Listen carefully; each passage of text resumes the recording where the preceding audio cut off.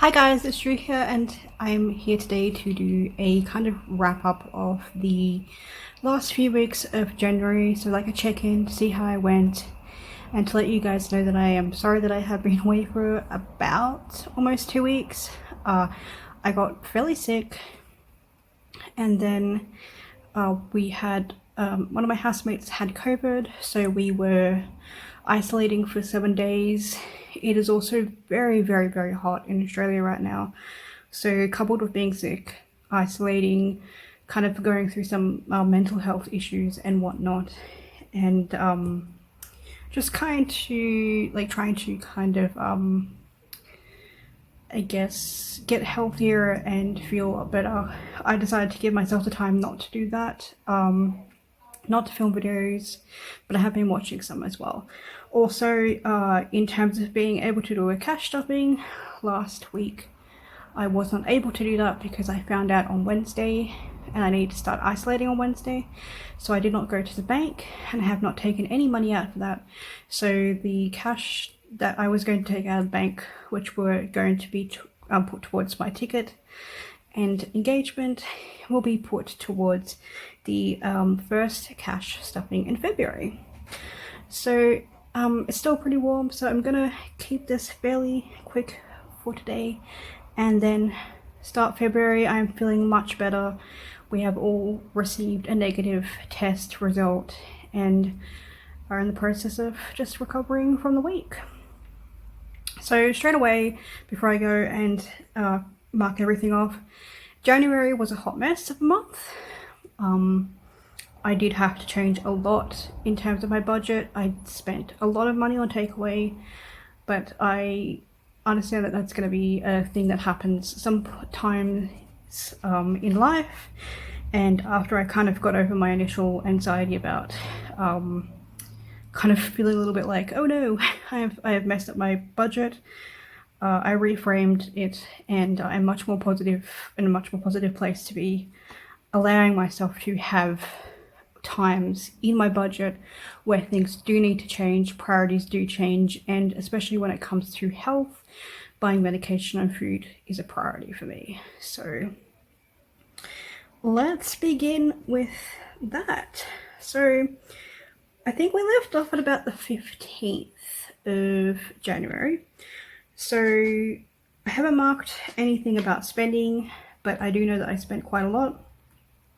But we did pay off Optus. I did pay off Prime on the 18th, and I did pay my Scribd on the 23rd or 22nd, but I put the sticker there.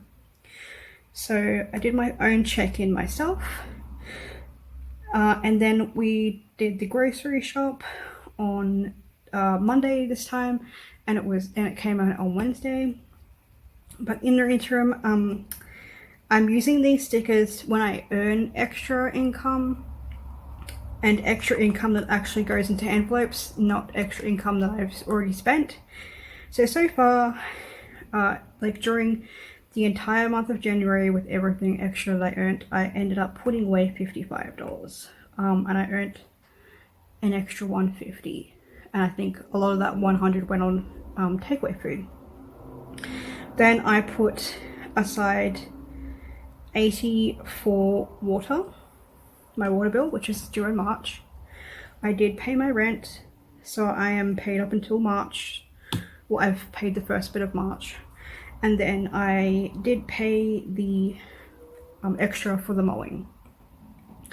Did I put any ahead in terms of electricity? No, because I moved stuff around.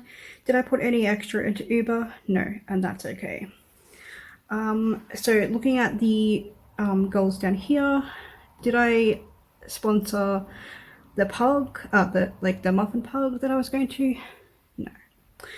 No. And so I did the bi-weekly check-ins. So I didn't track the exchange rates.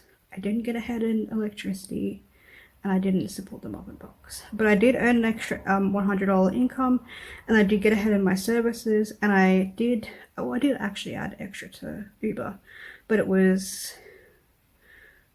like just end of December, so I wanted to add a little bit extra, but that's fine. So mixed in terms of goals, and mostly that was because a lot of that changed around to accommodate having extra food. The muffin pugs that was going to come out last pay had to go towards paying for the rat tests and extra things that I needed for that.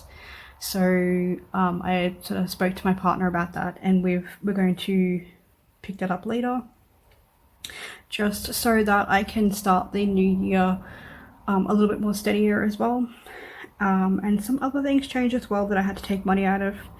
But all in all, I did quite a good job in terms of putting stuff away as well. I was able to put money away for the first dinner, the city ticket, Christmas funds, the engagement, and the bath ticket still have to come out, but I'll be able to put that away. I was able to put some money ahead for my Patreon. Takeaway got put back towards bills. I paid for the lawnmower. I had extra takeaway, and I was able to pay my housemate back the money for New Year's. All my bills were paid, so all my service bills were paid. I am ahead of my services for February, and I am ahead of rent up until March. So I'm okay with that. I'm okay with being ahead of things, because I know that later on during the year it's going to need to reflect me having extra money to pay for those things as well. I admittedly stopped doing my expenses because it was starting to stress me out a little bit when I was sick. So that will be picked up in February. But it's a good, I guess, system to know how much I was spending. Majority of this is takeaway. I'm gonna be real. Like, it was takeaway and food and medication related to asthma and other things as well. So that happened. Oh, and I also added a couple of extra, like I was starting to document that I had my services paid, but I probably won't do that because that's kind of a bit redundant in that case. So the expense tracking system, it works.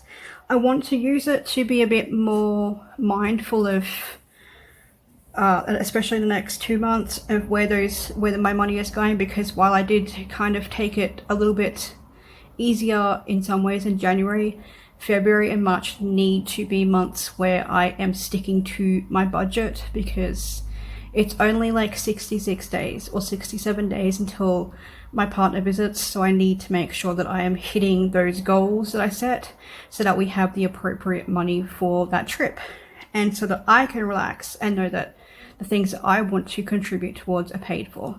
So I'm okay with January.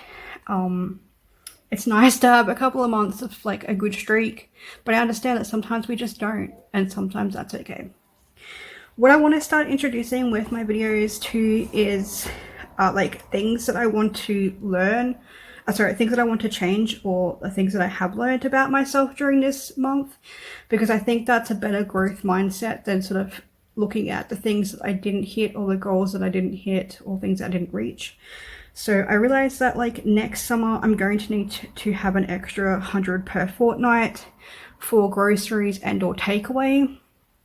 I think having that extra means that I am able to buy like seasonal appropriate things and buy more of them. So things like salads, cold meats, fresh fruit. Like, I did that this week with my grocery, and it really helped, because I think where I was going wrong in terms of especially summertime was I was still buying stuff that was comfort food, but it was stuff that I had to cook or defrost, and with mental health and it being really hot and just all that kind of stuff, it was just a very big deterrent. So next time I'm going to do that. If not, I may even just get like a delivery box service, because the amount that I was spending, I could be spending on like a meal plan box instead, the ones that are already pre-made, so I could just put them in the fridge or the freezer, and it would have the same purpose basically. So next summer I'm going to be making sure that I up my grocery and takeaway money because it's just going to be essential, and that's something I learned about myself this summer. I also want to focus on just being one bill ahead. I am somebody who likes to be ahead of things for security reasons, for like knowing that I'm safe, because a lot of my trauma does come from like not feeling like I have emergency, or not feeling like I'm protected or secure in that regard, so I kind of overdo it sometimes. I learned that about myself over the past couple of months, but I think focusing on one bill and putting all my money towards that is like more helpful. So for example, like I just told myself, great, you've put 80 towards water this bill. Next month it will be focusing on electricity. March it will be focusing on gas or something else that comes up. So I can put all the money that I need towards that, and if I do have extra over from the goal that I set, then I can definitely put it towards other things as well. And the last thing is that I need to have a social fund. I need to put money towards going out and being social. I don't have to necessarily be social with other people, but it's social outside of the house. And that is a different thing from takeaway, because I think that's something else I have been sort of intertwining, and it's not the same. Like going out to a cafe to do my art or writing, or going to the library and grabbing a coffee or something like that is a lot different to having takeaway. Sorry, that's my phone. So that's going to be the goal going forward, that I try and work in a little bit each fortnight, even if it's $15 each fortnight, to do the social activities that I want to do. And I need to push myself out of the house as well, so I need that incentive as well. So I think January I did pretty well. I'm really happy with this planner system. It works very, very functional for me. In terms of the goal section, that was really helpful. I'm going to be making my goals for February video soon as well, so we'll have like the same, we'll have new goals and new things for looking ahead as well. And I will also be resetting my manifestation envelope. So I did add the extra 40 there. I did not make the extra 40, and that's okay. I made 150 this month, and that is great. I was able to pay for things that I needed to pay for and put money away as well, which made me really happy. So I think 150 is the sweet spot that I'm going to work on each month, trying to earn that extra 150 and make it a I guess a part of my habit as well, part of my work, to earn that extra, because then I can get a better picture of where like I can put it as well. Lastly, I just wanted to show you guys something that would be helpful for sort of personal development around life as well. I have had this on my bookshelf for quite a while and have not used it, but I pulled it out this year because I definitely want to work on life balance stuff.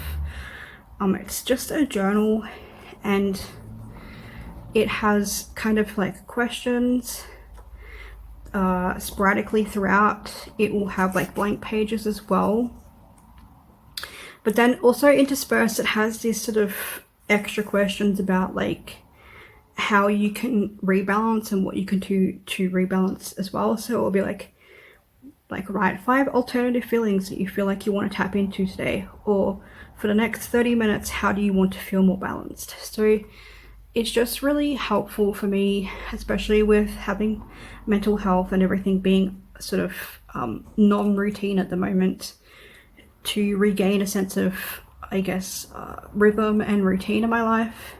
It also has quite a helpful section in the back of emotions.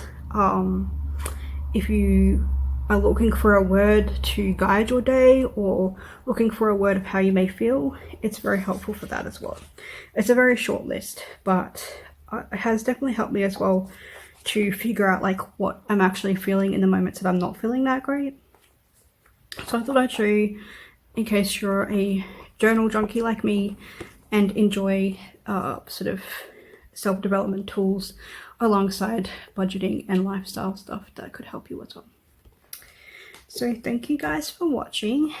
I am looking forward to sharing my February goals with you as well. They are a lot more relaxed than January, and I'm very happy about that.